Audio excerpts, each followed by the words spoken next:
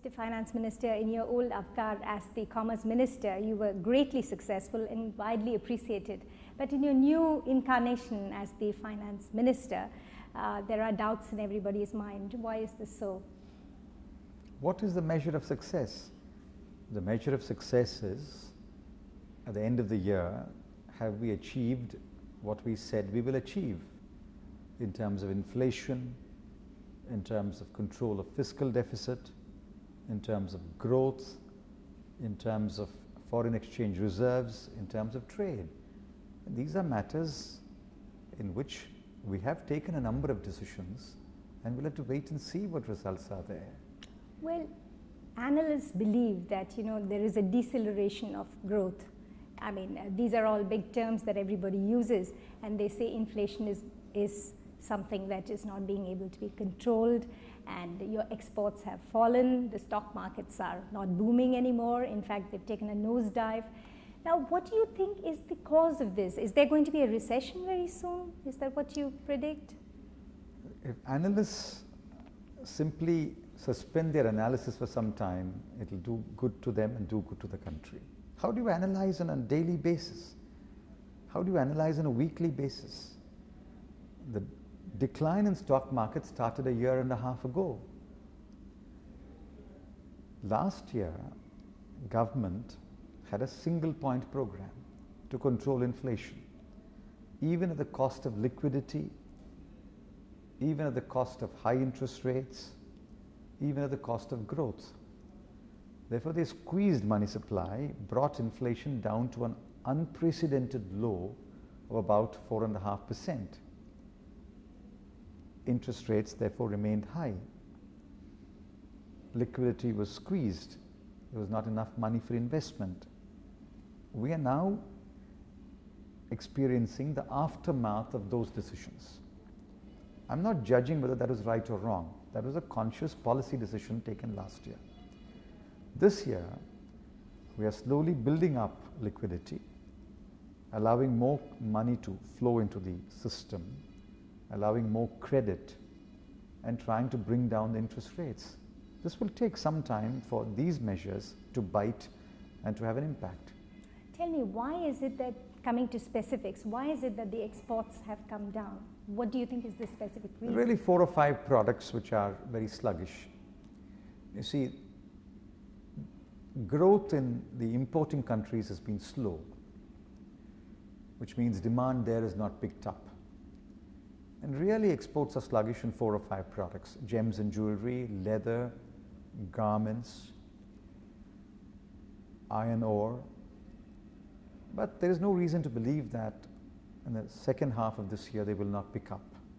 If they pick up, exports will do well. There are sectors in the industry which are doing very well in exports. Engineering, for example, is doing very well. Okay, let's talk about the stock market. I mean, you confessed yourself that the stock market is bearish now, and both the primary and the secondary market are on a nosedive. What is the reason for this, and what steps will you take to get the investors' confidence back into the market? See, I have said repeatedly that the retail investor, the small investor, must come back to the stock market. Now, he left the market sometime in 94, 95, pretty disappointed with the quality of the issues and the complete lack of appreciation in those issues. Government can only do so much. And I have said, I have done what can be done in one budget in 1 year. Now the ball is in the court of the players in the stock market, the merchant bankers, the brokers. They have to go out and lure the small investor back to the market. That's a function only they can perform. Some more suggestions have come, but they are very peripheral suggestions. The real problem is, how do you lure the small investor to come back to the market? That's the responsibility of the merchant banker and the broker.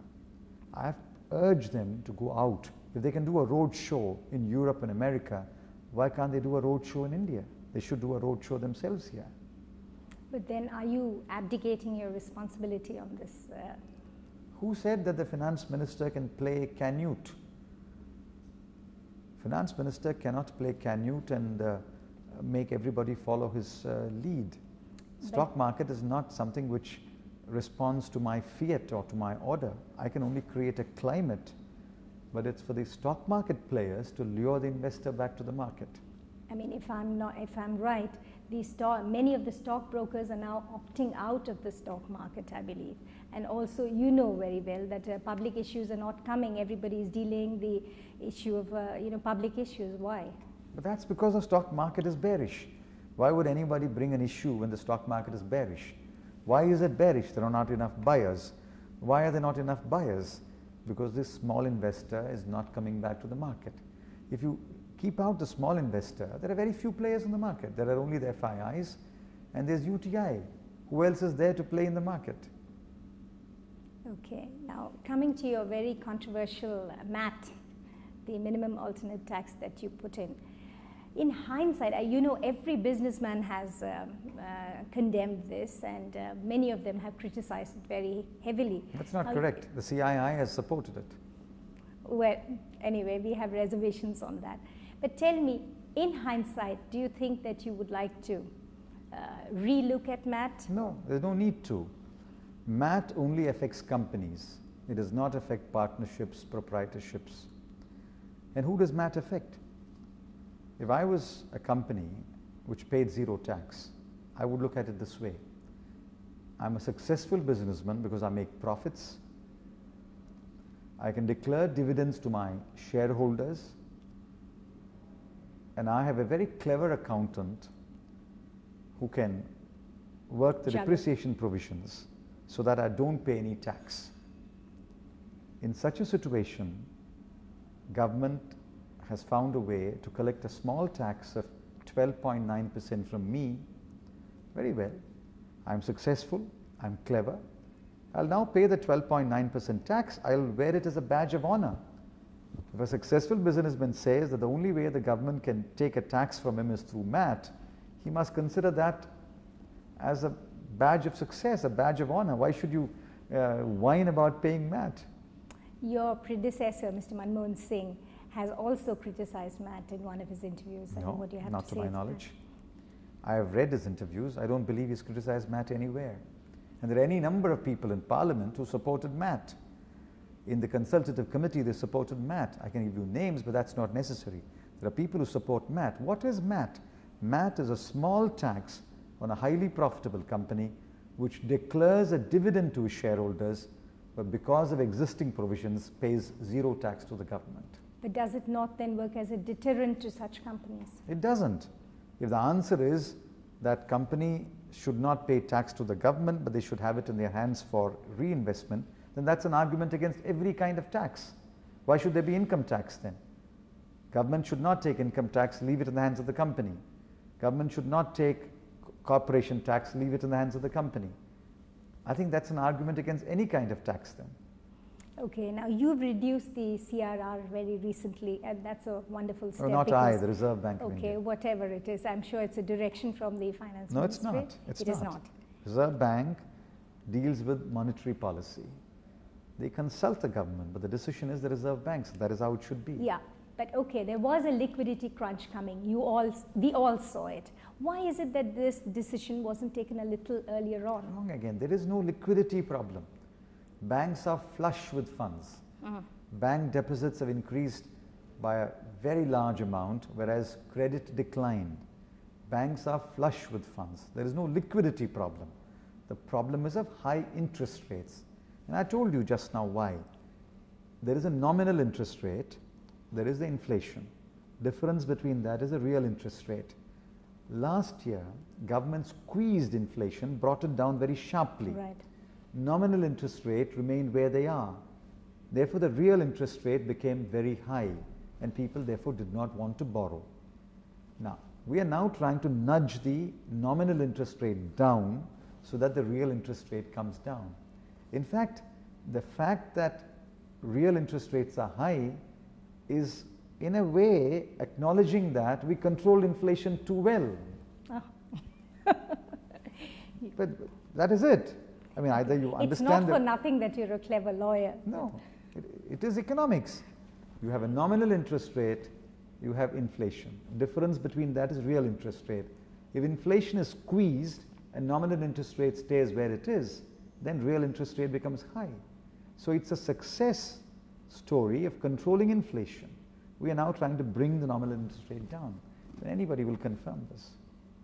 Okay, coming to your common minimum program, you have committed yourself to increased social sector spending. But on the other hand, you also want to control the fiscal deficit. Now tell me, aren't these two very contradictory things? No, and as how long can as we do the two everybody, together? as long as everybody adheres to the budget discipline. In the budget, I have provided X crores for the social sector. In the budget, I've also taken into account my deficit, and I said it will be 62,000 odd crores, 5% of the GDP. If everybody remains within budget limits, we will spend for the social sector and we will not cross the 62,000 odd crores. But are you hopeful that you will do it the way you want it? I insist that we do it the way that I want it. I have made it very clear that we will not allow anyone to cross the budgetary allocations. Everybody must remain within budget. Okay, now you were also planning disinvestment of the PSUs, and I thought that the money that was recovered from there would go for social security spending. Now with the left front, your constituent in the government, not very happy about that kind of thing, what are you going to do? It's a government decision. Disinvestment is a government decision to which the whole cabinet is a party. So we're not second guessing that decision. Now, question is, will we raise that money this year? Well, we've another 5.5 months. The market is bearish. We've got a disinvestment commission to advise us. We may raise part of the money. We may raise all of the money. I cannot say now. But we've already provided for the social sector, for education, for health. We've already provided the money. Therefore, that spending will not be cut. If we don't raise this money, then there will be a deficit in my revenue side. There will be a shortfall in my revenue side. I have to think of ways and means to make up that shortfall. But you don't think political compulsions are forcing you not to disinvest very quickly and hasten the process of disinvestment? I'm not going to rush anything through. The matter is before the Disinvestment Commission. Government is committed to receive the advice of the Disinvestment Commission and then take decisions. If it takes a little longer, so be it. Okay, now talking about foreign direct investment, I mean, there's been a great deal of talk about it. But in concrete terms, nothing much has happened in the infrastructure sector. Let's take power, for example. I mean, we've been talking about investment in the power sector, but not even 1 megawatt of power has come out of this, of what you've been promising. Are you going to put it on a fast track and say, this is this time schedule by which I will get this done? Your facts are wrong. Jegrupadu, to which we gave the counter guarantee, is already producing power. That power is flowing into the grid. That's a fast track project. It's been flowing into the grid for the last 2 months.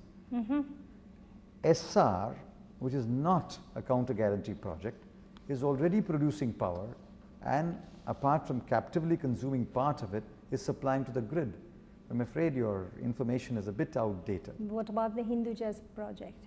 We have 7 projects for which counter guarantee is to be granted. The previous government granted 2. In 4 months of this government, we've granted 3. I have 2 more, and they are in advanced stage of consideration, and we will grant it in November. All 7 will be completed. In a matter of 6 months, this government would have granted 5 counter guarantees. What more do you expect from a government? Well, I think the people expect just a little more. Yes, we are doing much more than what was done in the last year. Okay, now although your government is committed to liberalization, it hasn't really gone on at the pace it should have gone. What kind of fresh impetus or incentives are you thinking of to hasten the process? The number of decisions that have been taken in the last 4 months compares favorably with any other 5-month period of the previous government. Financial sector liberalization, new policies in mineral sector, ports, as far as industrial policy is concerned, courageous decisions, have all been taken in the last 4 months. You are measuring us as though we have completed 5 years. This is the beginning of this government. You'll have to wait for these decisions to take root, to bite, and to yield results. There's no reason to think that these decisions will not bear fruit. This is the kind of impatience and cynicism that I first experienced when we liberalized trade policy in '91, firstly on the 4th of July, and then again on the 13th of August. People said nothing is happening. But we saw the results. For 3 years running, we had 20% growth in dollar terms. So we must wait for these decisions to bite and take root. What do you think are your worst compulsions today in the government? Worst? Worst compulsions. Is it the political pressure from your constituents, or is it the fundamentals of the economy that is dragging you? Neither. What is important is we need to sensitize everybody in government and outside that certain disciplines have to be adhered to. You cannot take a decision here or a decision there without regard to the whole situation. It's very tempting to take a decision by which you will spend more money. Very tempting to take a decision by which you will postpone a price increase. But these decisions have consequences for the macroeconomic situation. I think my most serious concern is we have not sensitized everyone in government and outside to the need to adhere to discipline. Okay, now I have 2 last questions for you. One is I feel in the aftermath of the liberalization, looks like corruption has become very rampant. And if you open the newspapers today, every day there is a scam a day.